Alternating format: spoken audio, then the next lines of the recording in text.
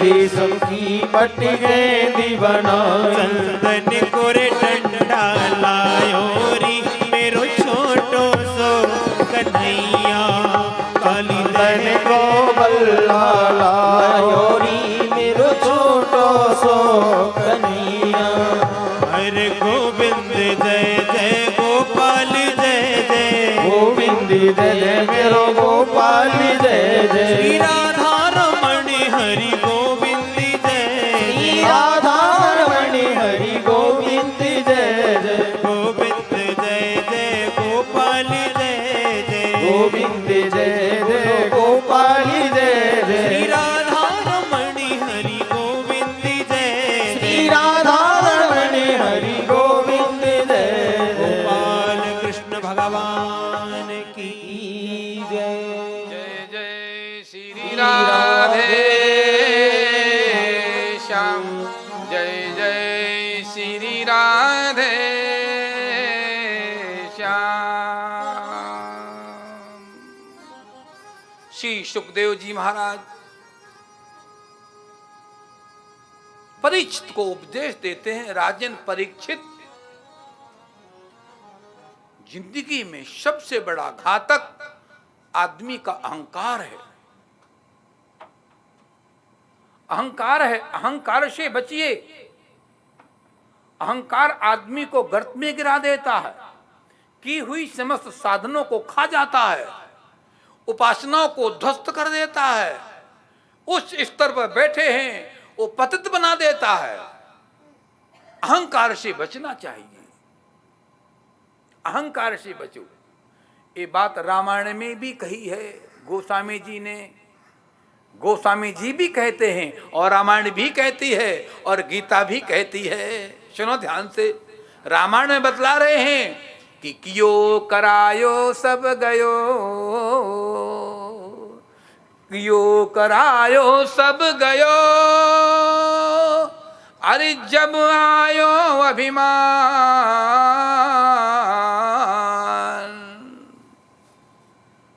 स्पष्ट सभी शास्त्र कहते हैं, मानसकार कहते हैं, अरे संस्कृत मूल, अरे संस्कृत सूल अमूल प्रदनाना, अरे संस्कृत मूल शूल प्रदनाना, और सकल शोक दायक अभिमाना।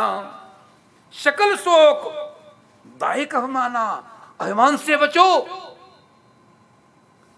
परीक्षित ने हाथ जोड़ के कहा, गुरुदेव किसको अहंकार आया? आप कथा सुना रहे हैं, किसी अहंकारी का नाम लेकर उसके बारे में जरा मुझे थोड़ा विस्तार करके बतलाने की कृपा करें। उस अहंकारी का नाम क्या है? परीक्षित महाराज को उपदेश दिया। सुखदेव जी महाराज बोले, राजन परीक्षित, यदि आप उसका नाम जानना चाहते हो तो उसका नाम इंद्र है। इंद्र को बहुत अहम है, बहुत बड़ा अहंकार है अपने पद का, अपने धन का, अपने ऐश्वर्य का, अपने स्वर्ग का, हर चीज का उसके अंदर अहंकार है। और भगवान का संकल्प है, यदि मेरी ओर कोई बढ़ता है, मेरा बन जाता है, तो मैं उसके अंदर अहंकार को रहने देता नहीं, उसके अहंकार को निकाल के फेंक देता हूं। प्रण हमारा सेवक हितकारी, हमारा प्रण है, मैं सेवक का हितैषी हूं, इसलिए उसके अंदर अहम को रहने नहीं देता हूं। सो भगवान हमें इस कथा को थोड़ा विस्तार से समझाने की कृपा करें। सुखदेव जी ने ऐसा से जब निवेदन किया, परीक्षित महाराज ने, सुखदेव जी परीक्षित का निवेदन सुनकर के थोड़ा विस्तार करते हैं। बोलो वृंदावन बिहारी, सुनिए आप भी विस्तार को।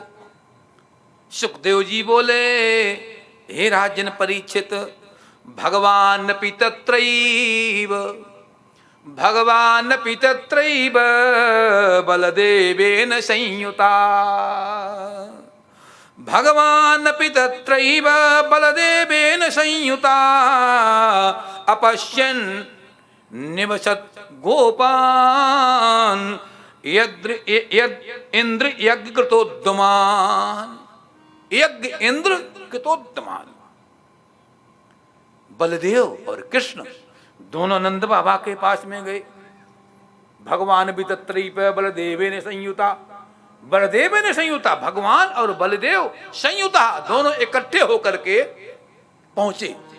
बाबा, ओ बाबा, ये पूड़ियां बन रही हैं, ये लड्डू बन रहे हैं, ये कचौड़ियां बन रही हैं, ये तमाम प्रकार के व्यंजन तैयार किए जा रहे हैं। आज हमारे यहां भी व्यंजन तैयार हो रहे हैं, तैयार रहना। बड़े बड़े व्यंजन तैयार किए गए। महाराज ये व्यंजन कैसे, किस लिए, किस हेतु से, हमको थोड़ी कृपा करो, बतलाओ, ये किस लिए बना रहे हो? प्रश्न किया। अरे कथिताम में पिता, कथिताम में पिता कोयम संभ्रमो उपागता, किम फलम कस्यच उद्देशेन कच्यवा साधते मखा। किम फलम, इससे क्या फल मिलेगा? किम फलम कस्य उद्देश्येन, इसका क्या उद्देश्य है? इस यज्ञ का, ये जो तैयारी कराई जा रही है, इसका क्या उद्देश्य है? इसका क्या फल मिलेगा? कथिताम में पिता, है मेरे पिताजी, आप बतलाने की कृपा करें। केन बा साधते मखा, मखा यज्ञम, मखा यज्ञम, एक किस लिए कर इंद्र की? हेतु क्या है, कारण क्या है? नंद बाबा ने उत्तर दिया। सुनो क्या उत्तर दिया। नंद बाबा बोले, बेटा कन्हैया, अरे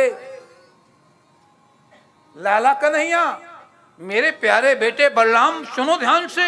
अरे मैं क्यों कर रहा हूं? इसलिए कर रहा हूं।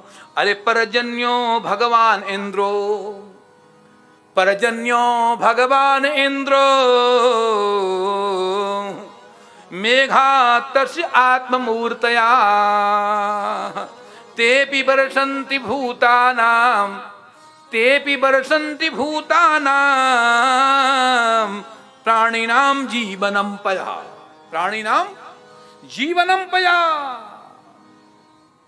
अरे भाई मेरे कन्हैया, पर्जन्यो भगवान इंद्रो, ये जो पर्जन्य बरसता है, पानी बरसता है, ये जो मेघ बरसता है, पर्जन्यो, ये मेघ कैसे बरसते हैं, ये पानी कैसे गिरता है? इंद्रो, इंद्र कृपा करता है, इंद्र की इच्छा से ये मेघ जो है, मेघस्य तस्य आत्ममूर्तया, ये उसी का तो स्वरूप है। ये इंद्र का ही स्वरूप तो मेघ है। जब वो चाहता है, तेपि बरसन्ति भूतानां, तब वो बरसते हैं मेघ, और उससे क्या होता है? प्राणिनाम जीवनम पया, मेघ बरसते हैं, वर्षा होती है, अन्न उपजता है, ये सारी दुनिया खाती उससे जीवित रहती है। अच्छा पिताजी ये बात है, हमको तो नहीं मालूम था। कन्हैया क्या बोले? हमको तो नहीं मालूम था कि इंद्र को खिलाओ पिलाओ तो इंद्र वर्षा करेगा, और नहीं खिलाओ पिलाओ तो वर्षा रोक देगा। पिताजी सुनो ध्यान से, एक बात शिक्षा लो इससे।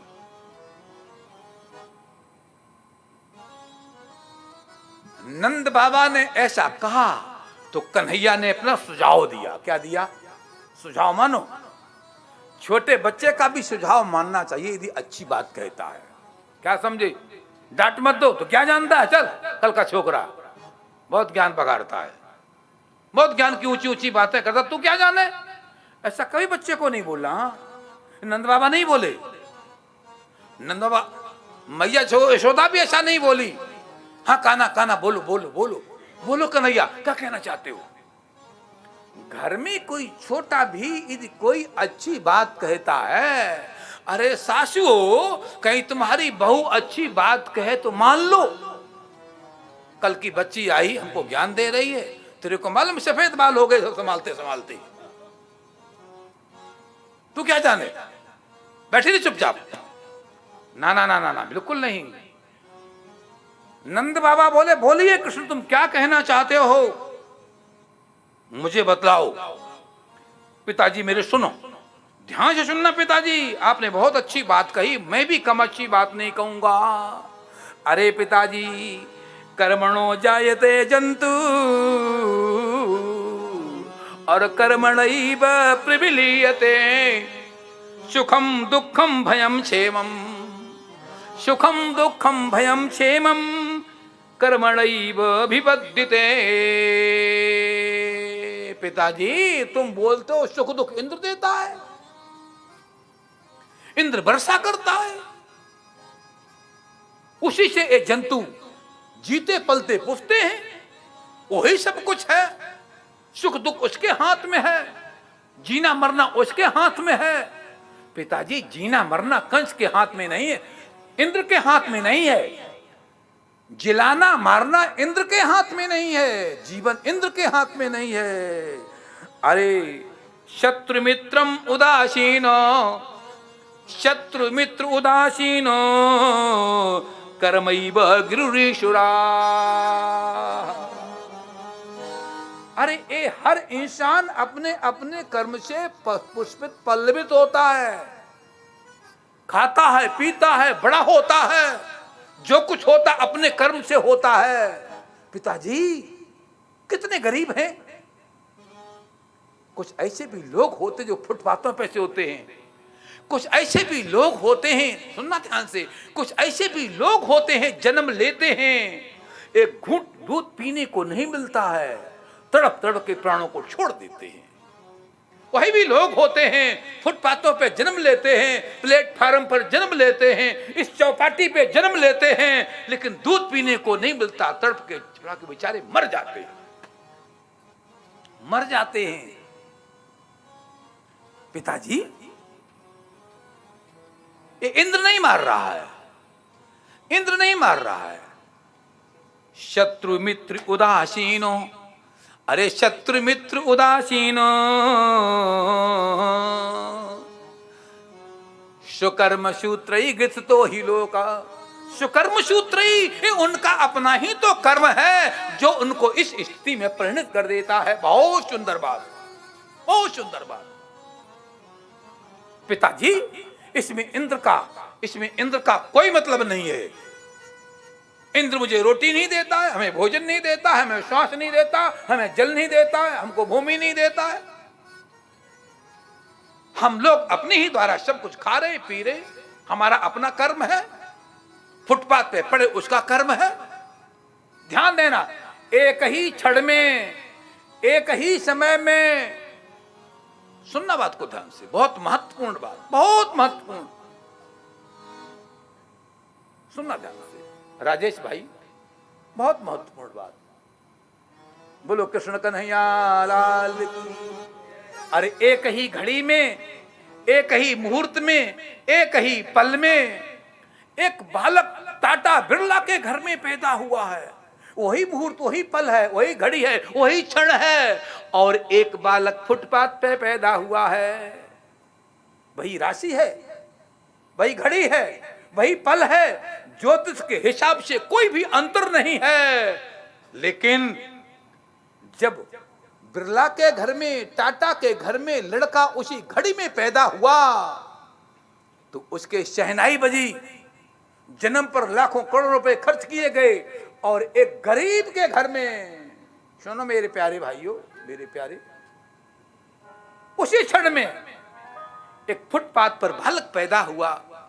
वो बेचारा एक घूंट दूध के बिना तड़प तड़प के मर गया। उसने मरते ही कौन सा पाप कर दिया, उसने जन्मते कौन सा पाप कर दिया फुटपाथ वाले ने। और बिरला के घर पैदा हुआ, उसने कौन सा जन्मते ही पुण्य कर दिया, जन्मते ही उसने कौन सा पुण्य किया, जन्मते उसने कौन सा पाप कर दिया। जन्मते ही उसको एक घूंट पानी, एक घूंट जल, एक घूंट दूध नहीं मिल रहा है। तड़प तड़प के दूध के बिना बेचारा मरने जा रहा है, मर रहा है। ये क्या स्थिति है, ये क्या है। भगवान कृष्ण कह रहे हैं नंद बाबा को, अरे बाबा नंद बताओ मेरे को, हे नंद बाबा मेरे को समझाओ, ये क्या है? फुटपाथ पर पैदा हुआ बालक दूध के बिना तड़प के मर रहा है। अरे उसने जन्मते ही कौन सा पाप कर दिया है? और टाटा बिरला के घर में पैदा हुआ बालक, लाखों रुपए व्यय किए जा रहे हैं, बधाइयां बज रही हैं, नाच गान हो रहे हैं, लाखों रुपए खर्च किए जा रहे हैं। भाई उसने कौन सा पुण्य कर दिया जन्मते? ना उसने जन्मते पुण्य किया है, ना जन्मते उसने पाप किया है। तो फिर ये फल, फिर ये परिणाम क्या है? भगवान कृष्ण ने उत्तर दिया। भगवान कृष्ण बोले सुकर्म सूत्रई, सुकर्म सूत्रई, उसका भी अपना कर्म है और उसका भी अपना कर्म है, दोनों का अपना कर्म है। बहुत सुंदर बात। अरे पूरब की कमाई, अरे पूरब की कमाई तुमने, अरे पूरब की कमाई तुमने अब के बैठ खाई है, और आगे की खेप तूने कछु ना बनाई है। ये हम जो कारों में घूम रहे हैं ना, सुना ध्यान से, हम जो कारों में घूम रहे हैं, फैक्ट्रियों के मालिक हैं, अट्टालिकाओं के बीच में रह रहे हैं, ऐश्वर्यों को भोग रहे हैं, धन धान्य की कोई कमी नहीं है। सावधान होकर सुनना, सतर्क होकर मेरी बात को सुनना, मत भूल में रहना कि मेरी मेहनत है, मत कहना कि मेरा परिश्रम है, मैं मेहनत करता हूं। हमारा एक भक्त चंडीगढ़ में एडवोकेट, बहुत बड़ी कोठी बनाई, मुझे ले गया, कहा गुरुजी उस कमरे में चलो, उस कमरे में दुनिया भर घुमाता रहा, लान में बैठा, गुरुजी ये आपका शिष्य बड़ा मेहनती, इसने बड़ी मेहनत की, जिंदगी में बड़ा मेहनत की, गुरुजी अपनी मेहनत से यहां तक पहुंचा हूं। मैंने कहा बेटा तू भूल में है, मुझे ये बतला कि जब तू स्कूल में पढ़ने गया था, तूने ला किया था, तेरे कितने साथी थे? बहुत साथी थे। सभी कोठी वाले बन गए क्या? सभी कारों वाले बन गए क्या? सभी अरबोपति बन गए? नहीं महाराज, कई धक्के खा रहे हैं। तो उन्होंने मेहनत कम की थी, उन्होंने कहा मेहनत कम की थी, उन्होंने बहुत मेहनत की थी, लेकिन उन पे तो कुछ नहीं तेरी तरह। अरे बेटा मत सोच कि महाराज मेरी मेहनत है, गुरुजी मेरी मेहनत है, मेरा परिश्रम है। ए बेटा तेरा परिश्रम नहीं है, तूने पहले जो किया था, तूने जो पहले दान दिया था, सुन लेना ध्यान से, तुमने जो पूर्व जन्म में दान दिया था, शुभ कर्म किया था, सदकर्म दिया था, दोनों हाथों से उलीचा था, संतों को दिया था, गरीबों को दिया था, स्कूलों में दिया था, मठ मंदिरों में दिया था, गरीबों को दिया, गौशाला में दिया। आज मैं गौशाला में गया, बहुत अच्छा लगा, हमारे प्रेमपुरी आश्रम का गौशाला देख के गदगद हो गया, मेरा चित्त हर्षित हो गया, बड़ी बड़ी प्यारी वहां गायें हैं, बहुत अच्छा लगा। सुनाओ, सभी में जो हम देते हैं, सुनना ध्यान से, अनंत रूपाए कल्पिते, वो अनंत गुना हो करके अगले जन्म में, सुनना मेरी बात को ध्यान से, पिछले जन्म में तुमने जो किया है, भगवान बोले हे बाबा नंद, जो आदमी पिछले जन्म में करता है, पूर्व के पिछले जन्मों में जो जो करता है वो संग्रहित होता रहता है, अगला जन्म उसको मिलता है, उस किए हुए कर्म का फल उसको भोगने पड़ता है। वही तो फल कार कोठी बंगला के रूप में उसको मिलता है। इंद्र नहीं देता, इंद्र नहीं देता। क्यों भ्रम में आप जी रहे हो पिताजी? भ्रम में क्यों जी रहे हो? सुकर्म सूत्रई, अरे ग्रस तो ही लोक, हर आदमी अपने कर्म किए हुए को ही भोगता है। आज ईश्वर ने आपको गाड़ियां दी हैं, वैभव दिया है, सुख संपत्ति दी है, बहुत कुछ दिया। हम आपको प्रेरणा देंगे कि अब फिर ऐसा करो जो आगे चल करके तुमसे इससे भी अधिक मिले, अधिक मिले, अधिक मिले, अधिक मिले।